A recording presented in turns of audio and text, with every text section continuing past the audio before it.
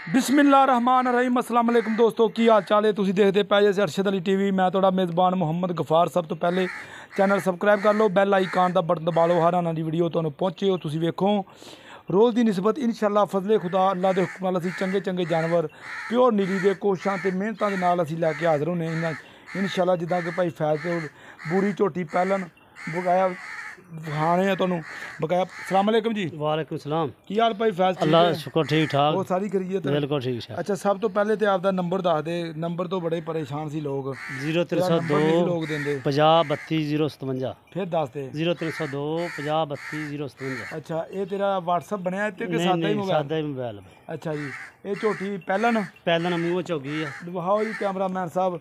एक 2 दिन की सूई है। सब तो पहला तुसीं लै जाओ इनू सिंगां ते लै जाओ, मत्था दिखाओ, सारी तसल्ली करा दिया जे। अल्लाह के हुक्म नाल कालियां अखां ने बिल्कुल गुड़ रंगी बुरी, इनू कहा जाता बुरी। नस्लां जातां तुसीं वेख लो, कन्न वेख लो, छज्जां वर्गे कन्न ने, इन्हां नूं कहंदे आ नीली। नीली की पहचान कढ़ना अल्लाह के हुक्म नाल। एक हड्डी की मझ बकाया सारे मामलात सारियां गल्लां सारे हिसाब किताब तुहाडे सामने। पुट्ठा वेख लो प्योर नीली दी इंशाअल्लाह। कैमरामैन साहब आपदी पूरी मेहनत दे नाल इंशाअल्लाह तुहानूं तसल्ली करा देनी। सौदे नसीबां दे ने ते वीडियो पसंद आवे लाइक तो शेयर जरूर करनी, कमेंट का इजहार भी करना। माशाअल्लाह दे कमेंट्स भेजने ने। दिखाओ नेड़े होके भाओ बकाया चड्डा दिखाओ जी कैमरामैन साहब। जिन्नी भी हैगी माशाअल्लाह सुथरी है ते नस्ल जात बड़ी प्यारी है अल्लाह के हुक्म नाल। हर शहर की तसल्ली असीं करा देनी बिल्कुल चौं नुकरां ते। अदर टोरो जी मूँह फड़ के वहाँ मूँह चौगी है, मूँह चौगी बकाया इंशाअल्लाह। ये 2 तो 3 दिन हो गए सूई नूं। मगर ये कट्टा और कट्टा सामने, वो कट्टे ते मारो जी। ए कट्टा ते बहाओ जी परा बकाया इंशाअल्लाह। हर शय कैमरे की नज़र होई वहाँ रुकन दे यार।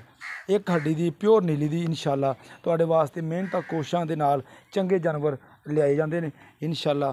बकाया सारियां गल्लां सारे मामलात भाई फैज़ नूं असीं पुछ रहे हैं ਇਹਦਾ की हिसाब किताब। धुन्नी कोली तो पहले कैमरामैन साहब अगों दिखाओ, अगों भी चड्डा दिखाओ, बिल्कुल तसल्ली ना दिखाओ। धुन्नी है नहीं दी, कोली भी बिल्कुल पाक।